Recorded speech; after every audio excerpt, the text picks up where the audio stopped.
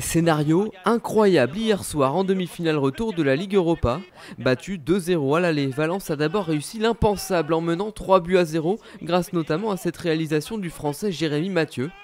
Mais à la toute fin du temps additionnel, l'ancien Marseillais Stéphane Mbia a permis à Séville de se qualifier pour la finale. Cruelle désillusion pour les Valencians. Désillusion aussi pour la Juventus. Les Turinois, tenus en échec 0-0 face à Benfica, sont éliminés aux portes de la finale qui se déroulera dans leur stade. Les Italiens avaient perdu 2-1 à l'aller. Zlatan Ibrahimovic à Paris, l'histoire pourrait encore continuer plusieurs années. Dans une interview accordée à 100% PSG, le magazine officiel du club, le géant suédois a confié qu'il comptait terminer sa carrière au PSG. Une bonne nouvelle pour la Ligue 1. C'est une très belle nouvelle, parce que on a vu notamment le temps de son absence, tout l'impact qu'il a sur le groupe et sur les résultats du PSG. Si on peut imaginer encore avoir quelques années de superbes gestes et de buts à la Zlatan, c'est super pour notre Ligue 1. Zlatan Ibrahimovic qui sera l'invité exceptionnel de Louis Attaque lundi à partir de 16h.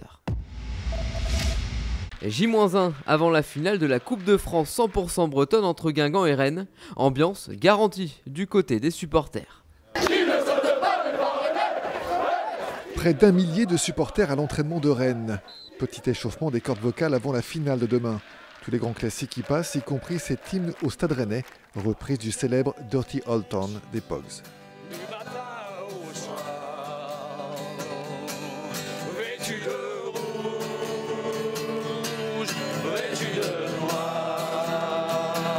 Rennes, battu l'an passé en finale de la Coupe de la Ligue par Saint-Etienne, veut surtout oublier le cauchemar de la défaite en 2009 face à Guingamp en finale de la Coupe de France. C'est un vrai traumatisme, mais bon, cette fois-ci, on espère. Il y a le sentiment de revanche, entre guillemets, même si c'est ça. Hein. Je veux dire, il n'y a aucune rivalité malsaine avec Guingamp. À Guingamp, c'était la course aux dernières places pour la finale, avec en prime quelques moments de convivialité, de proximité avec les joueurs. Ouais, ça va être la grande fête, là, la grande fête. On attend ça avec impatience. Si ça pouvait donner la même finale qu'en 2009 avec une belle victoire guingampaise à la fin, ce serait magnifique. J'espère qu'il y aura tout, la totale, quoi. La dernière fois, l'hymne breton, Alan Stivell, la totale, quoi. La fête, on veut une fête. Guingamp sans pression face à Rennes qui veut sa revanche. Les supporters des deux camps sont prêts pour la fête du football breton. Ce week-end se dispute également la 36e journée de Ligue 1. En ouverture, Lille 3e se déplace à Bastia ce soir. Coup d'envoi à 20h30. Dans le reste de l'actualité, ces images d'abord sur le circuit d'Imola. Des milliers d'anonymes mais aussi plusieurs pilotes de Formule 1 s'étaient donné rendez-vous pour rendre hommage à Ayrton Senna. Il y a tout juste 20 ans, le Brésilien trouvait tragiquement la mort dans l'un des virages du circuit italien.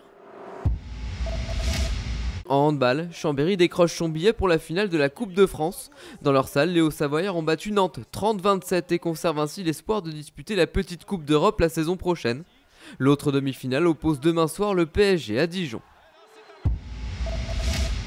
Enfin un mot de cyclisme, il était surtout question de sprint hier. En Turquie, Marc Cavendish a été battu à la surprise générale par l'Italien Elia Viviani.